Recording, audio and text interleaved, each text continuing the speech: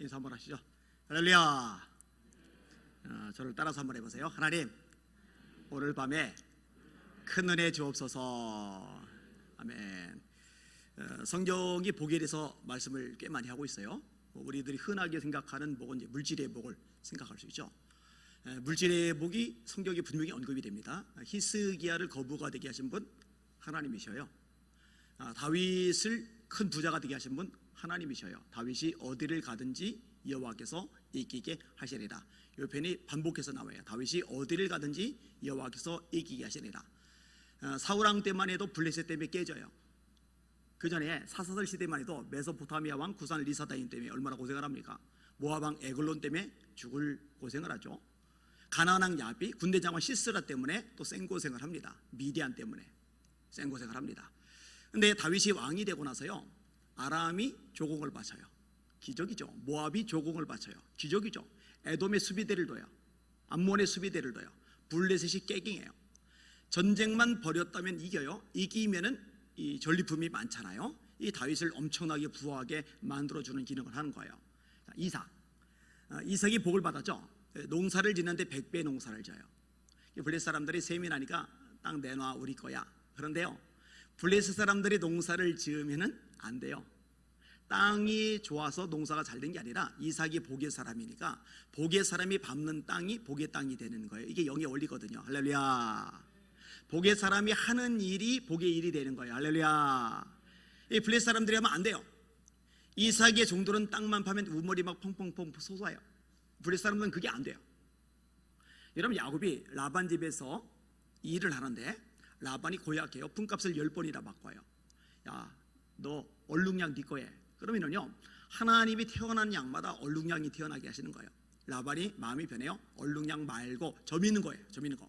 그럼 다음번부터 태어난 건 점 있는 양이에요. 이 점도 얼룩도 없는 거 네 거에. 그러면 이제 또 하얀 양이 태어나고. 그러니까 야곱이 거부가 될 수 없는 상황인데 되게 하신 분 하나님이세요. 이 물질의 복 하나님이 주시는 거 맞아요. 자녀의 복도 있죠. 성경에 오벳에돔이 있는데요, 하나님의 성궤 법궤를 3개월간 모셨는데 이 법궤를 잘 모신 것 덕분에 하나님께서 그 집안에 복을 주셨다라고 성경이 기록을 하거든요. 그 자녀들이 다 기라성 같은 인물들이 돼요. 이 자녀의 복이 명확하게 언급이 됩니다. 또 사람을 높여주시는 거, 또 세워주시는 거, 이것도 복이죠. 하나님께 달렸어요. 다윗이 역대상 29장에 고백을 합니다. 부와 귀가 주께로 말미암고 또 모든 자를 크게 하심과 강하게 하심이 주의 손에 있나이다. 하나님이 맘먹으면 높이시는 거고 마음에 안 들면 낮추시는 거예요. 교만 떨 사람이 없는 거죠. 대저 하나님의 능하신 손 아래서 겸손하라. 때가 되면 너희를 높이시리라. 이 말씀 제가 참 좋아하는 말씀입니다. 보다도 고천적인 복이 나와요. 그게 뭐냐? 예수님의 팔복입니다. 예수께서 무리를 보시고 산에 올라가 앉으시니 제자들이 나온지라, 무리들이 나온지라. 입을 열어 가르쳐 이르시되 심령이 가난한 자는 복이 있나니 천국이 그들의 것이며, 애통하는 자는 복이 있나니 그들이 위로를 받을 것이며, 마음이 온유한 자는 복이 있나니 그들이 땅을 기업으로 얻을 것이며, 의에 줄이고 목이 마른 자는 복이 있나니 그들이 배부름을 얻을 것이며, 긍휼히 여기는 자는 복이 있나니 그들이 긍휼히 여김을 받을 것이며, 마음이 청결한 자는 복이 있나니 그들이 하나님을 볼 것이며, 화평하게 하는 자는 복이 있나니 그들이 하나님의 아들이라 일컬음을 받을 것이며, 의의를 위하여 박해를 받은 자는 복이 있나니 천국이 그들의 것임이라. 할렐루야. 이 최고 수준의 복이죠. 나를 인하여 너희를 욕하고 핍박하고 모든 거짓으로 너희를 거슬려 온갖 악한 말을 할 때는 기뻐하고 즐거워하라. 하늘에서 너희 상이 금이리라. 너희 전에 있던 선지자들도 이같이 박해하였느니라. 그런데요, 오늘 본문에 보면은요, 이 모든 것의 핵심이 뭐냐면 이 말씀이에요. 하나님의 모든 복이 이 말씀하고 관련이 된다는 거죠. 그래서 이 예언의 말씀을 읽는 자와 듣는 자와 지키는 자, 그 가운데 기록한 것을 지키는 자가 복이 있나니 때가 가까움이라. 이때는 마지막 때거든요. 이 말씀과 하나님의 복이 밀접하게 연결이 되어져 있다는 겁니다. 이거는 구약도 마찬가지예요. 자, 여러 가지 복의 종류가 신명기서에 나오는데요, 이 복을 받는 통로는 딱 하나입니다. 들어보세요. 네가 네 하나님 여호와의 말씀을 삼가 듣고 내가 오늘 네게 명령하는 그의 모든 명령을 지켜 행하면, 말씀을 듣고 지켜 행하면 네 하나님 여호와께서 너를 세계 모든 민족 위에 뛰어나게 하실 것이라. 네가 네 하나님 여호와의 말씀을 정종하면 이 모든 복이 네게 임하며 네게 이르리니 성읍에서도 복을 받고 들에서도 복을 받을 것이며 네 몸의 자녀와 네 토지의 소산과 네 짐승의 새끼와 소와 양의 새끼가 복을 받을 것이며 네 광주리와 떡반죽 그릇의 복을 받을 것이며 네가 들어와도 복을 받고 나가도 복을 받을 것이리라. 여호와께서 너를 대적하기 위해 일어난 적군들을 네 앞에서 패하게 하시리라. 그들이 한 길로 너를 치러 들어왔으나 그들이 네 앞에서 7길로 도망하리라.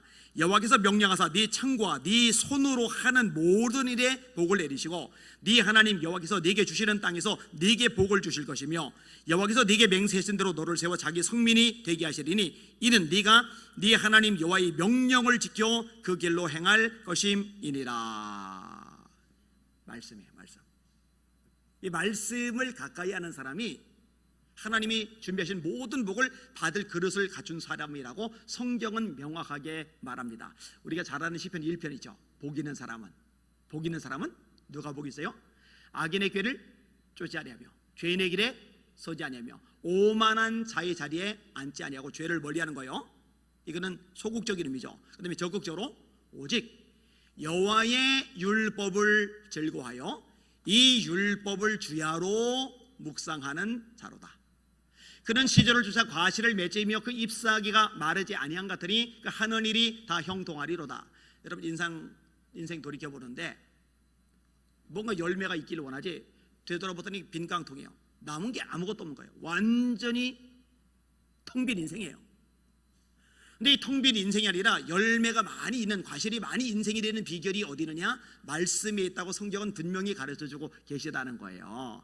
그 잎사귀가 마르지 아니한 같으니 여러분 내 삶이 파릇파릇하고 생기가 돌기를 원하지 바짝바짝 말라 비틀어진 인생 되는 거 누가 원하겠어요? 그런데 말라 비틀어진 인생이 아니라 생기 도는 파릇한 인생이 되는 비결이 이 말씀에 있다고 성경은 분명히 가르쳐주고 계셔요. 인생이 형통하기를 원하지 누가 불통을 원해요? 풀리기를 원하지 누가 꼬이기를 원해요? 세워지기를 원하지 누가 망하기를 원해요? 그런데 형통의 비결이 이 말씀에 달려있다고 성경은 분명히 가르쳐주고 계십니다. 그럼 하나님이요 여호수아 보고 한 가지를 딱 요구하세요. 자, 여호수아가 모세의 후임자인데 전임자가 너무 거목이에요. 모세.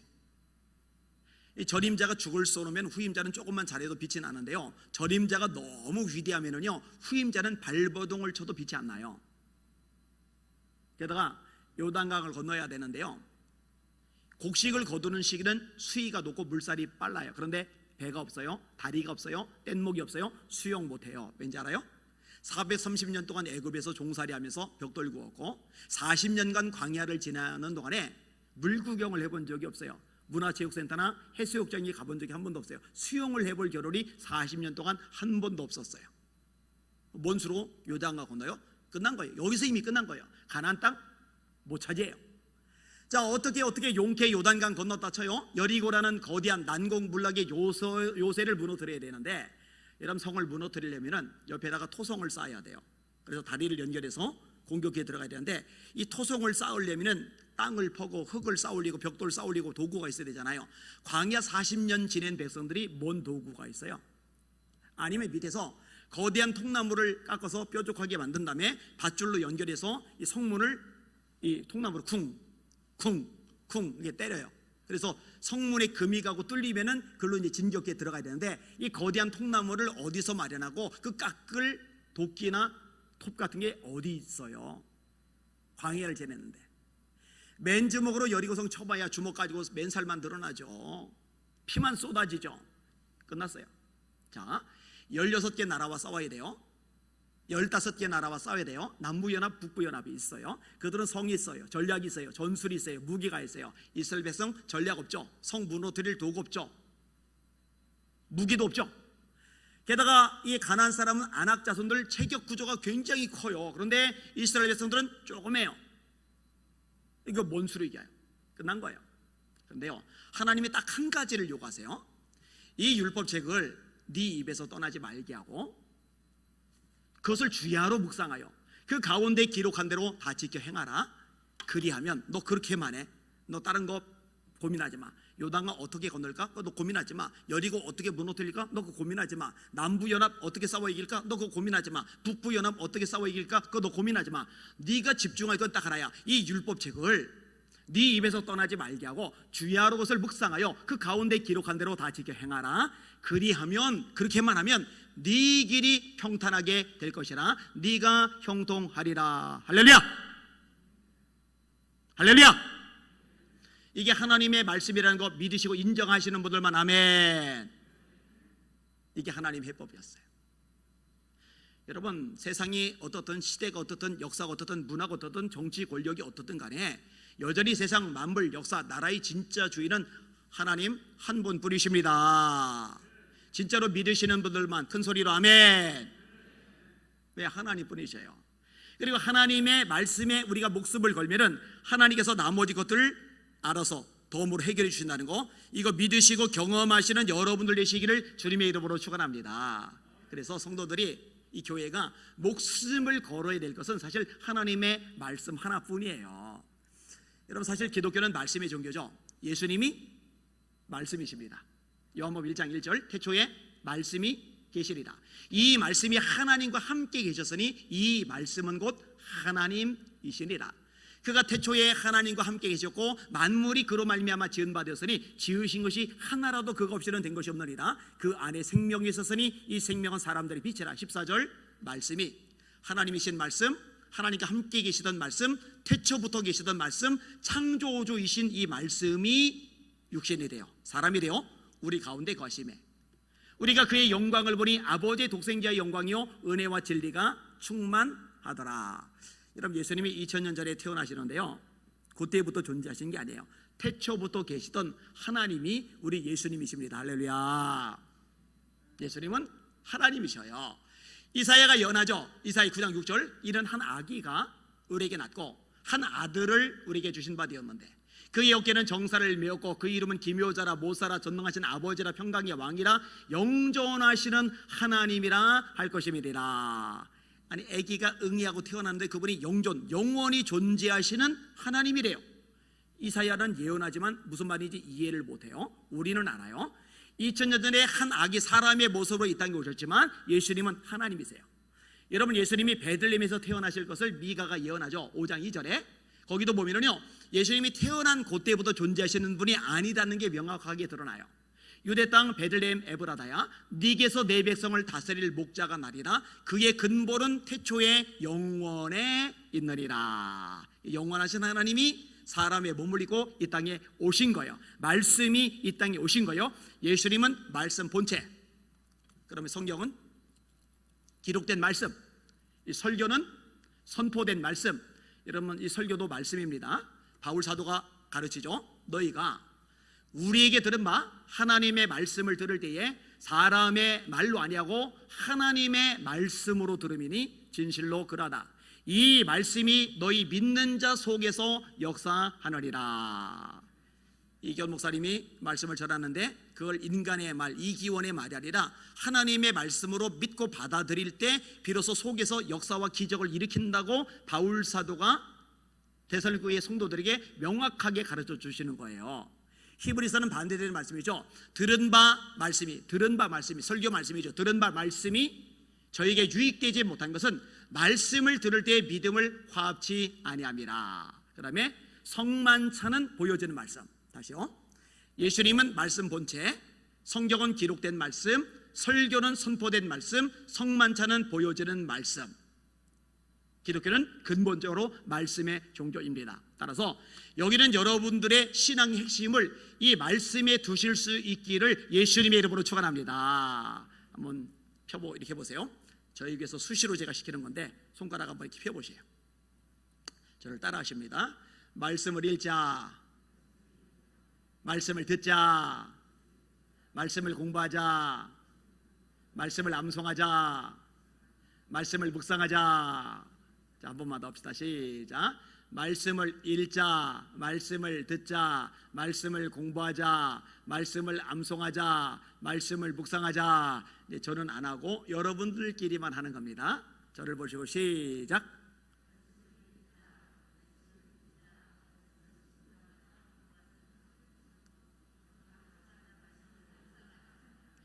이게 마스크를 쓰고 있으니까요, 누가 하고 누가 안 하는지 알 길이 없어요. 알 길이. 여러분, 날마다 말씀을 읽으시는 여러분들 되시기를 주님의 이름으로 축원합니다. 그게 복이 있다니까요. 우리 큰아이는 이제 미국에서 공부를 하다가 지난주 목요일 날 들어왔고, 작은 아이는 이제 국내에서 공부를 하고 있고, 국내에 있든 해외에 있든 제가 매일 체크하는 게 있어요. 말씀을 하루에 30분씩 읽는지 안 읽는지. 가족 카톡방에 있어서 오늘 안 올라갔네, 제가 이렇게 꼭 찔러요, 한 번씩. 공부 잘하네 못하네, 성적 잘 나왔네 못하네, 잔소리 거의 안 합니다. 일절 안 하다시피 합니다. 근데 말씀을 안 읽으면요, 제가 뭐라 그래요? 너 아무리 바빠도, 너 아무리 힘들어도, 너 아무리 피곤해도 배고프면 밥 찾아 먹잖아. 찬밥 물 말아서 김치 얹어서라도 먹잖아. 컵라면이라도 먹잖아. 그런데 육신은 배고프면 찾아 먹이면서 영혼은 왜 쫄쫄 굶기는데? 제가 우리 교인들요, 철저하게 가르칩니다. 하루에 3끼를 먹죠. 마찬가지로 영의 양식도 하루에 3장씩 꼭 읽으라고 가르쳐요. 만약에 그날 무지 바빠서 2장밖에 못 읽은 날은 양심껏 밤도 2끼만 먹으라고 그래요. 겁나게 바빠서 1장밖에 못 읽은 날은 양심껏 그날은 1끼만 먹으라고 그래요. 그런데 만약에 성경은 1장 읽어놓고 밥을 3끼를 먹는다, 그 양심 없는 인간이라고 제가 대놓고 얘기를 해요. 그날은 무지무지 겁나게 바쁘고 피곤해서 성경을 1줄밖에 못 읽었다, 그날은 1숟가락만 먹고 숟가락 내려놓으라고 그래요. 따라합시다. 살리는 것은 영이니 육은 무익하니라. 예수님이 영이 더 중요하다고 말씀을 하시는데 육신은 잘 먹여요. 어떻게든 먹여요. 그런데 영혼은 쩔쩔쩔쩔쩔 굶기는 거예요. 그래놓고 하나님이 주시는 복, 형통의 삶을 또 원한단 말이에요. 이게 이율배반이란 말이에요. 모순이란 말이에요. 이 부분을 좀 바꿔나갈 필요가 있어요. 여러분, 하나님의 말씀을 듣는 시간을 세상의 어떤 시간보다 가장 행복한 시간으로 여기실 수 있기를 주님의 이름으로 축원합니다. 이건 목사님 말씀 전하면은 드라마 연속곡보다 더 재미있게 말씀을 받아 먹는 복이 있기를 주님의 이름으로 축원합니다. 또 기회가 주어지면은 말씀을 공부하시고요. 그다음에 말씀을 암송하는 게 굉장히 중요합니다. 왜냐? 말씀을 주야로 묵상하는 사람이 복이 있다고 성경이 계속 말씀을 하는데, 이 말씀을 주야로 묵상하려면 말씀을 암송하고 있어야 돼요. 자, 길을 걸으면서 성경 펴고 다닐 수는 없잖아요. 그러다 매를 뚜껑 열린 데 빠지잖아요. 주야로 묵상하라고 그랬다고 운전하면서 핸들에다 성경 놓고 읽을 수는 없잖아요. 설거지하면서 싱크대 옆에다 성경 놓고 성경 읽으면서 설거지할 수는 없잖아요. 그런데 말씀을 암송을 하고 있으면은요, 그러면은 길을 걸을 때도, 운전을 할 때도, 저녁에 불 다 끄고 누웠을 때도, 그리고 설거지를 할 때도 언제든지 되새겨가면서 묵상이 가능하거든요. 이게 엄청난 능력을 줘요.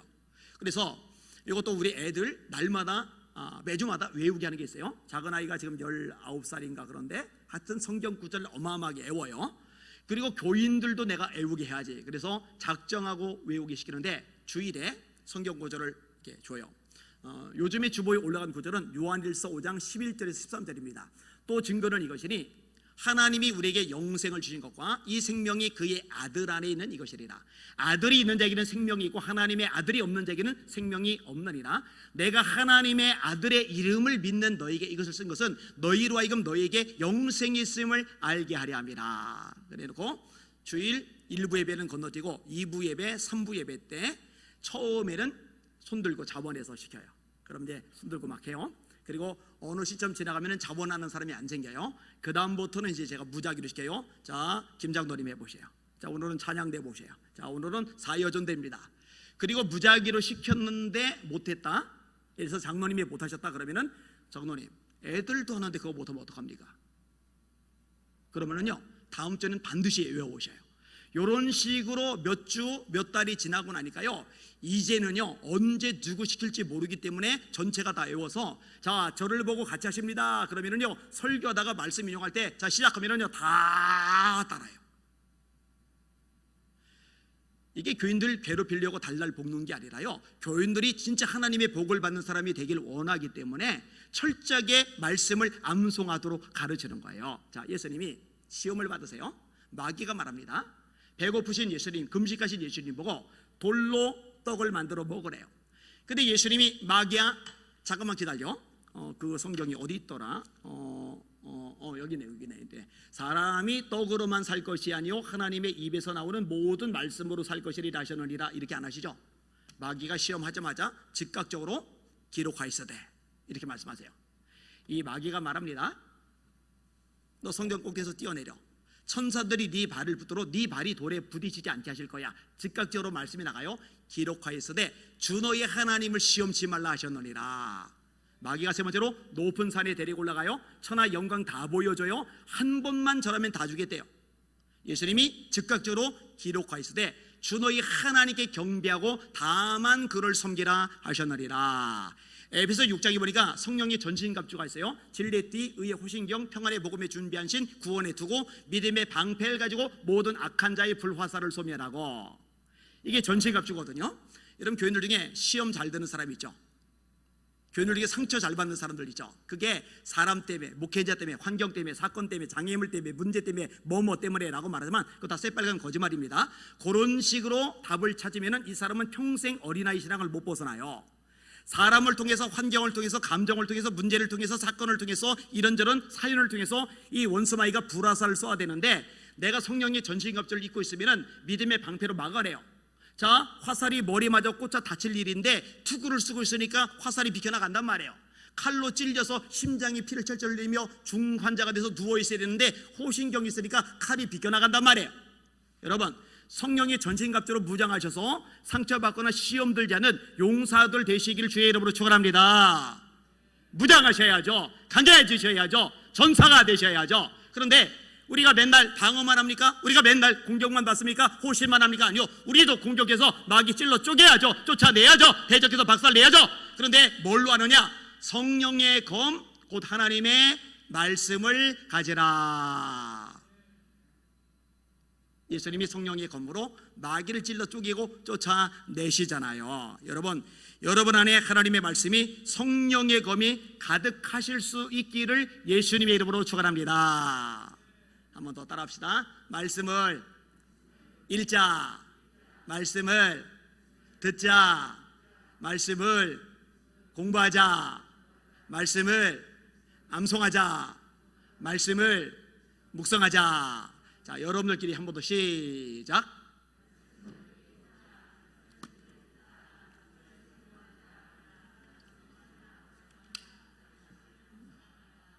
그래도 굉장히 잘하시네요. 그 서귀포 지역에서 머리 제일 좋은 사람들을 서귀포 성결교회에 불러 모았나 봐요. 상당히 잘하신 거예요. 칭찬해드리고 싶습니다. 자, 그리고 이제 결정적으로 어디까지 가야 되느냐? 이 예언의 말씀을 읽는 자와 듣는 자와 그 가운데 기록한 것을 지키는 자마다 복이 있나니 때가 가까움이라. 이때는 예수님의 재림의 때를 말씀하시는 거예요. 그러니까 마지막 때 가장 복 있는 사람은 어떤 사람이냐? 하나님의 말씀을 가까이 하고 지키는 사람이 복 있는 사람이다. 이게 답으로 결론이 지어지는 거죠. 여러분, 예수님 다시 오시는 거 믿으시면 아멘. 볼지어다 구름을 타고 오시리라. 각인의 둘이 그를 보겠고 그를 찌른 자도 볼 터이요 땅에는 모든 족속이 그를 인하여 애곡하리니 그리하리라. 아멘. 갈릴리 사람들아, 어찌하여 서서 하늘을 쳐다보느냐? 너희 가운데서 하늘로 올리우신 예수는 하늘로 가심을 본 그대로 다시 오시리라. 주께서 호령과 천사장의 소리와 하나님의 나팔로 친히 하늘로 쫓아 강림하시리니 그리스도 안에서 죽은 자들이 먼저 일어나고 그 위에 우리 살아남은 사람도 구름 속으로 끌어올려 공중에서 주를 영접하게 하시리니 그리하여 우리가 항상 주와 함께 있으리라. 자, 이 때가 와요. 때가 가까워요. 그런데 이 때가 가까울 때 가장 복 있는 사람이 누구냐? 하나님의 말씀을 가까이 하고 지키는 사람이 복이 있다는 겁니다. 자, 가까이 하는 거 제가 5가지 말씀을 드렸고 이제 지키는 쪽에 대해서 말씀을 드리는데, 산상순이죠. 예수님의 가르침이 엑기스 산상순이 마태복음 5장과 6장과 7장인데 7장의 결론이 뭔지 아세요? 누구든지 나의 이 말을 듣고 말씀을 듣고 지키는 자는 그 집을 반석 위에 지은 지혜로운 사람 같으리니 비가 내리고 바람이 불고 창수가 나서 그 집에 부딪히되 무너지지 아니하나니 이는 그 집을 반석 위에 놓은 연고요. 누구든지 나의 이 말을 듣고 지키지 않는 자는 그 집을 모래 위에 지은 어리석은 사람 같으리니 비가 내리고 바람이 불고 창수가 나서 그 집에 부딪히되 무너짐이 심하리라. 누가 복 있는 사람이냐? 누가 지혜로운 사람이냐? 누가 비가 쏟아져도 창수가 내려도 바람이 불어도 까딱 않고 듬직하게 멋지게 아름답게 서 있을 수 있느냐? 멀쩡하게 서 있을 수 있느냐? 하나님의 말씀을 지키는 사람만이 그렇게 서 있을 수 있다. 이게 예수님의 엑기스 산상수훈의 결론입니다. 결론. 우리 서귀포 성결교회는 하나님의 말씀을 지키는 삶이 연결되어 있기에, 이게 흔적으로 남아있기에 어떤 상황 처지에서도 아름답게 서 있는, 든든하게 서 있는 믿음의 용사들 다 되시기를 예수님의 이름으로 축원합니다. 이걸 경험하는 게 사실은 신앙의 재미이죠. 제가 성경을 참 좋아했어요. 왜냐하면 세상적으로는 나를 아껴주고 인정해주고 사랑해주고 괜찮다고 말해주는 인간이 아무도 없어요. 아버지는 알코올 중독이죠. 도박 중독이죠. 니코틴 중독이죠. 집은 판자촌 찢어지게 가난하죠. 저는 불쌍한 어머니 돕는다고 초등학교 때부터 신문 배달하다가 중1 때 교통사고로 팔이 잘렸죠. 학교는 1년 꿇었죠. 몸은 1년 내내 쑤시고 아프죠. 악몽은 꿔대죠. 학교 1년 꿇고 나니까 친구들 올라가고 후배들하고 공부하는데 뭐 제대로 이게 소통이 돼가뇨. 선생님들도 가난하니까 신경 별로 안 쓰죠. 뭐 아버지가 술에 쩔어 사시는데 전대 신경 쓰겠어요? 세상에 가장 하찮고 사랑받지 못하고 비극적인 존재가 나라는 생각. 그래서 제가 열등감 덩어리, 자격지심 덩어리였거든요. 그런데 교회를 다니면서 성경을 알게 되었고, 이 성경을 읽는데 성경을 읽다 보니까 예수님이 아무도 사람 취급 안 하는 삭개오 같은 사람 나무 밑에까지 찾아가셔서 그 이름을 부르시는 거예요. 이름을 소개한 적도 없는데 그 집에 들어가시는 거예요. 수가성 여인, 유대인들에게 개 취급을 당하는 사마리아 사람들, 그 사마리아 사람들에게도 사람 대접 못 받는 수가성의 여인을 예수님이 구원해 내시는 거예요. 이런 장면들, 또 구약에 쓰신 사람들 보니까 잘난 사람 없고, 또 제가 참 좋아하는 말씀이 고린도전서 1장 27절인데 그러나 하나님께서 세상에 미련한 것들을 대가사 지혜로운 자들을 부끄럽게 하시고 세상에 약한 것들을 대가사 강한 것들을 부끄럽게 하시며 세상에 천한 것들과 없는 것들과 멸시받는 것들을 대가사 있는 것들을 폐하리 하시나니 이는 아무 육체도 하나님 앞에서 자랑하지 못하게 하려 하심이리라. 그러니까 이 성경을 읽을 때면은 나라는 사람도 소망이 있는 거예요. 가능성이 있는 거예요. 미래가 있는 거예요. 현실은 없는데. 그러니까요, 어린 나이지만 중학교, 고등학교 때 성경 읽어요. 고등학교 때는요, 이따만한 성경, 이보다 더 큰 성경을요 책가방에 넣고 가서요 쉬는 시간에 딱 펴놓고 읽어요. 이렇게. 대학 들어가서는요 9시에 수업이면 8시에 저는 이미 학교 도착해요. 그럼 도서관에 가서 성경 펴놓고 성경을 읽어요. 수업과 수업 사이에 쉬는 시간인데 성경 펴놓고 읽어요. 뭐 4장, 5장, 6장 이게 아니에요. 50장, 60장, 70장. 그러니까 구약만 160독을 넘어갔죠. 신약은 몇 번인지도 몰라요. 와, 세상에 말씀이 그렇게 좋을 수가 없는 거예요. 그런데요, 놀라운 거는요, 이 말씀을 가까이 하잖아요. 이 말씀을 가까이 하면서 제 인생이 달라지는 거예요. 삶이 변화가 되는 거예요. 능력이 생겨나는 거예요. 그리고 이 말씀대로 내가 순종할 때, 이 말씀대로 지켜나갈 때, 이 말씀대로 행해 나갈 때 이 말씀이 기적으로 내게 다가오는 거예요. 할렐루야.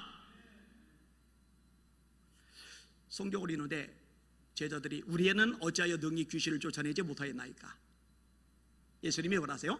기도 외에 다른 것으로는 이런 종교가 나올 수 없느니라. 그리고 예수님이 기도를 되게 많이 하셔요. 능력 있는 예수님인데 새벽 오히려 밝기 전에 예수께서 일어나 나가 한적한 곳으로 가서 거기서 기도하시리라. 마가복음 1장. 밤이 맞도록 기도하시고, 누가복음 6장. 습관을 쫓아 기도하셔요. 겟세마네 동산에서 아버지 할만하시거든 이 잔이 내게서 지나가게 앞서서 그러나 내 원대로 마셨고 아버지의 원대로 되기를 원합니다. 누가복음 22장에 보면은 예수께서 더욱 힘쓰고 애써 간절히 기도하시니 땀이 땅에 떨어지는 핏방울 같이 되더라. 히브리서에는 그는 육체에 계실 때에 자기를 죽음에서 능히 구원하실 이에게 심한 통곡과 눈물로 간구와 소원을 올렸고 그의 경건하심으로 말미암아 들으심을 입었느니라. 심지어는 십자가에 매달리셔서 기도하세요. 아버지여, 저들의 죄를 사하여 주옵소서. 저들은 자기들이 하는 것을 알지 못합니다. 그러면은 말씀이 가르치는 대로 쉬지 말고 기도를 하셨는데 나도 기도에 열심을 내보자. 그래서요 진짜 열심히 기도했어요. 그리고 기도를 많이 하려고 대학 들어가서는요 집에 안 가고 교회에서 5년간 잤어요. 5년간 자면서 기도를 해요. 이런 성경이 보니까 예수님이 승천하시기 전에 제자들에게 지상 명령을 내리세요. 그게 마태복음 28장이죠. 예수께서 나와 일러 가라사대 하늘과 땅의 모든 권세를 내게 주셨으니 그러므로 너희는 가서 모든 족속으로 제자를 삼아 아버지와 아들과 성령의 이름으로 세례를 주고 내가 너희에게 분부한 모든 것을 가르쳐 지키게 하라. 볼지어다 내가 세상 끝날까지 너희와 항상 함께 있으리라. 이 평행구가 마가복음 16장 15절에요 너희는 온 천하에 다니며 만민에게 복음을 전파하라. 믿고 세례를 받는 사람은 구원 얻을 것이요 믿지 않는 사람은 정죄를 받으리라. 그 다음에 17절에 믿는 자들에게는 이런 표적이 따르리니 곧 저희가 내 이름으로 귀신을 쫓아내며 새 방언을 말하며 뱀을 집어 올리며 무슨 독을 마실지라도 해를 받지 않으며 병든 사람에게 손을 얹은즉 나으리라 하시리라. 예수께서 이 말씀을 마치시고 하늘로 올려지사 하나님 우편에 앉으시리라. 제자들이 나가 두루 전파할세 주께서 함께 역사하사 그 따르는 표적으로 말씀을 확실히 증거하시니라. 근데요 이 말씀 그대로 기도를 하니까 진짜 병자가 일어나고 귀신이 떠나가고 기적이 능력이 막 나타나기 시작하는 거예요. 이런 것들이 얼마나 신나고 재미있는지 몰라요. 말씀을 지키면 그대로 하면은 이게 진짜 복이구나. 이게 삶으로 경험이 되어지는 거예요. 성경에 보니까 그럼 말씀에 예배에 목숨을 걸라고 하셨네. 그다음부터 예배에 목숨을 거는 거예요. 이 말씀에 전도하라고 하셨는데 때를 얻든지 못 얻든지 복음 전하셨는데 그러니까 그다음부터는 전도하게 되는 거예요. 부산 같은 데서 부산역에서 KTX에서 내려서 이제 본론 보려고 하는 데까지 가려면은 한 40분 정도 택시를 타야 되는데 와 그때 전도하기 정말 좋은 기회입니다. 40분 동안 그렇게 열심히 전도를 해도요 택시 기사가 중간에 내리라고 하는 사람이 한 명도 없어요. 요금 줄 때까지 내리라고 안 해요 절대로. 얼마나 전도하기 좋아요. 이제 이런 식으로 하나님의 말씀에 감동이 되면 그대로 하는 거예요. 그대로 하는 거예요. 그대로 하는 거예요. 이게요 얼마나 제 삶에 많은 축복과 유익으로 다가오는지 몰라요. 여러분 앞으로 성경을 읽다가 또 이견 목사님을 통해서 말씀을 듣다가 마음에 감동이 되면은 이 말씀을 행하시는 이 말씀을 지키시는 여러분들 되시기를 예수님의 이름으로 축원합니다. 때때로 하나님이요 말씀을 주시는 방법이 다양한데 성경을 통해서 방언의 통역을 통해서 또 예언의 은사를 통해서 또 하나님의 종을 통해서 또 환상을 통해서 또 꿈을 통해서 기도 중에 내적 감동을 통해서 당신의 음성 말씀을 들려주실 때가 있어요. 그것을 성경에 비춰 분별하고 나서 하나님의 말씀이라는 확신이 들면은 그대로 하는 거예요. 제가 작년에 8월 무렵인데 기도 중에 하나님이 감동을 주세요. 아니와나 사람은 시간과 공간에 매이지만 나는 시간과 공간을 초월하지 않냐. 그러니까 네가 집회를 가서 거기서 기도해 줄 때 많은 역사들이 일어나고 내가 살아있는 걸 네가 드러냈는데 지금 코로나 때문에 많이 막혔지. 그런데 방법이 있다. 유튜브 방송을 통해 네가 기도해줘도 얼마든지 내가 살아있는 거 보여줄 수 있지 않냐. 이런 감동이 와요. 그래서 제가 유튜브로 치유 기도를 시작하면서 유튜브 사역을 이제 본격적으로 시작을 하게 된 거예요. 그런데요 진짜로 유튜브 상으로 이렇게 기도를 해주는데 병자들이 일어나서 간증거리가 많아요. 그래서 제가 다 모아놨는데 나중에 책에다 다 집어넣을 거예요. 그리고 성령의 불을 받고 귀신이 떠나가는 거예요. 그리고 저희 교회 예배를 유튜브 영상으로 같이 드리다가 방언이 터져나온 사람들이 또 그렇게 많아요. 야 맞아 하나님이 말씀하시면은 순종하는 게 최고지. 자 그 다음에 이제 코로나19 이것이 이제 쫙 퍼져나가면서 이제 권력에서 예배 인원 제한을 해요. 이런 미국에서 이게 위헌 판결 받은 거 아시죠? 주지사들이 예배 인원 20%만 들어라 했는데 연방대법원에서 코로나19 방역보다 종교활동이 우선한다. 수정헌법 1조에 의거한 것이다. 왜냐하면 헌법이 최상위법이고 나머지 방역법 다양한 법들은 그 밑에 법이거든요. 그런데 이 밑에 법을 가지고 이 상위법에 포함된 종교의 자유 이거를 침해한 거거든요. 이게 위헌 판결을 내린 거예요. 지금 한국 교회에서도 예자연 중심으로 위헌 소송을 제기했고 이게 지금 진행이 돼가고 있어요. 그런데 이런 것들이 이제 10%만 드려라, 20%만 드려라, 그리고 전에는 20명만 드려라, 방송위원들만. 근데 이것 때문에 제가 고심을 하는데 아무리 봐도 이거는 옳지 않다는 생각이 들었어요. 그래서 제가 설교하면서 얘기를 끄집어내요. 사도 베드로와 나머지 사도들이 이렇게 말합니다. 사람보다 하나님을 순종하는 것이 마땅하니라.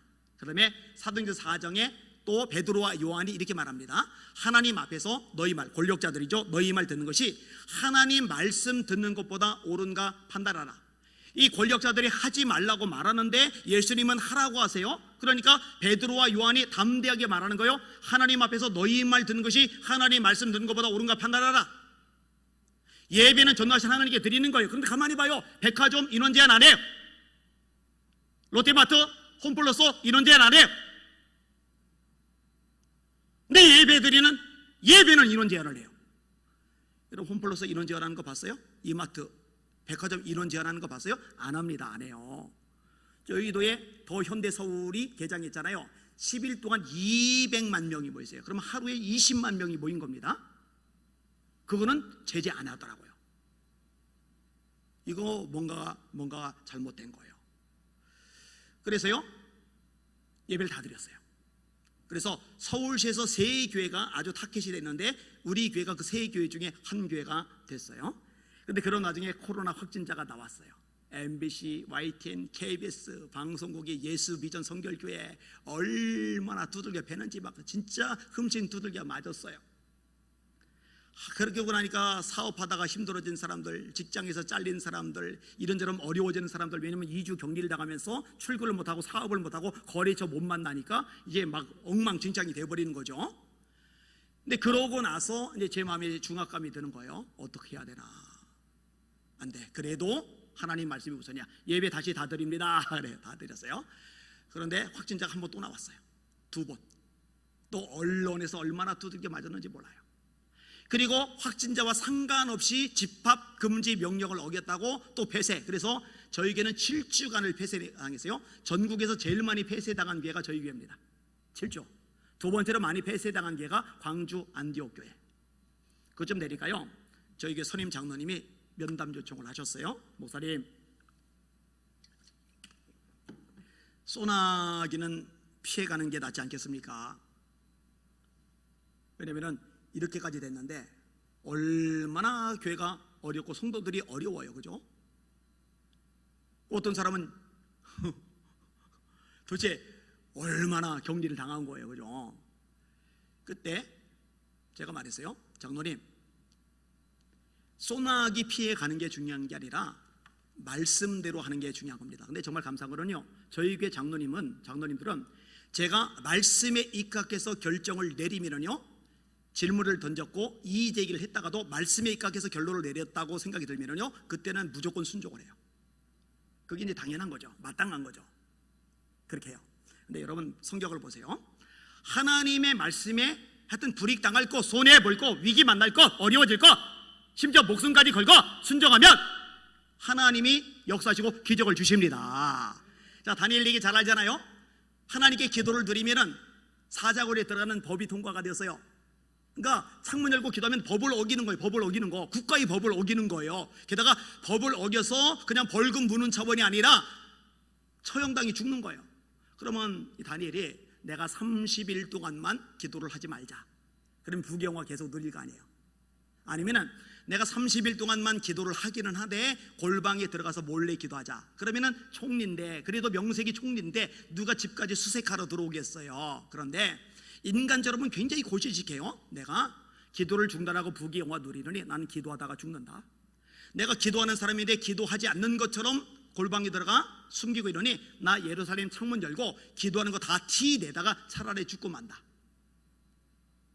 근데 그렇게 하니까 사자굴에 들어갔을 때 배고픈 사자들이 아가리를 벌릴 길이 없어요. 하나님 입을 틀어 막으셨거든요.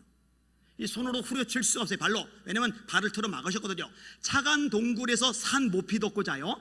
다니엘의 정적들이 떨어졌을 때 땅에 닿기도 전에 그 뼈를 부서뜨렸더라.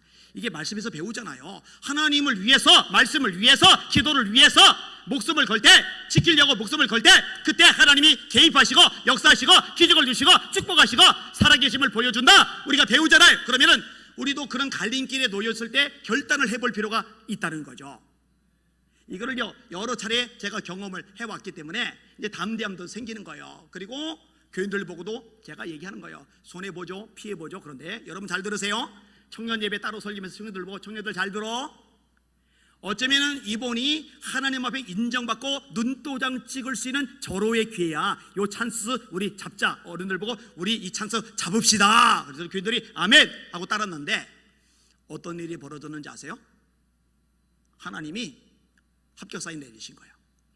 그 다음부터 사람들이 교회로 몰려들기 시작하는데요. 와, 이게 감당이 안 돼요. 감당이 안 돼요. 오는 주일날 오후에 새신자 환영회가 있는데 새신자 환영회 선물이 몇 개인지 아세요? 새신자 환영회 환영 멤버가 몇 명인지 아세요? 150명. 어떻게 하나도 안 넣내지?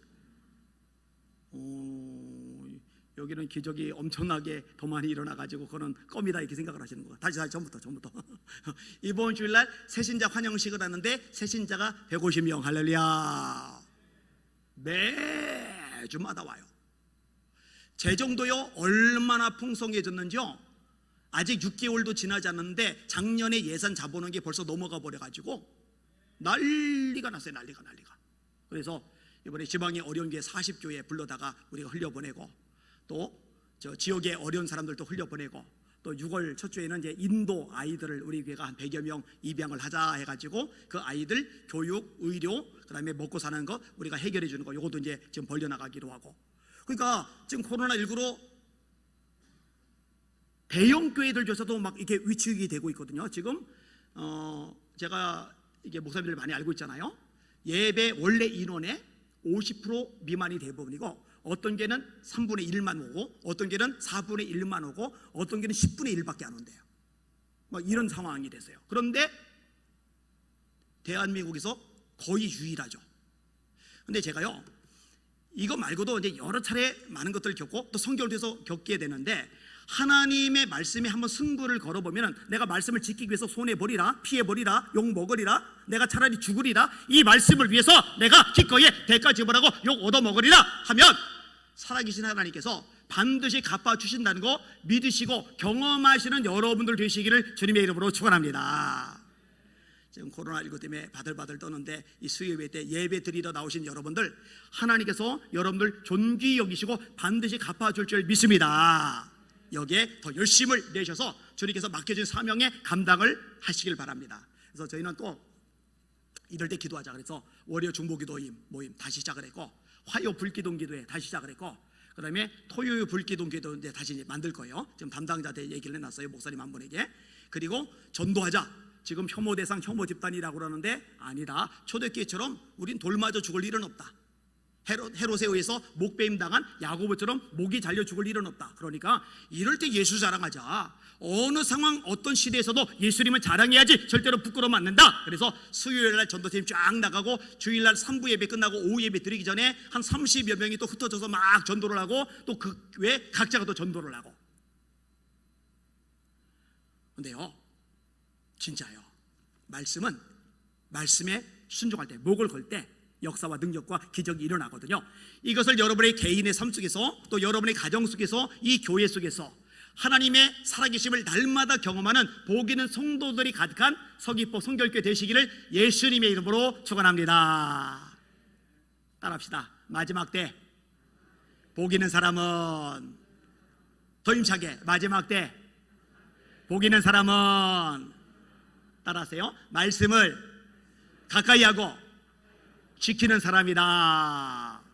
여러분이 그런 하나님의 종들 되시기를 예수님의 이름으로 축원합니다. 축원합니다. 축원합니다.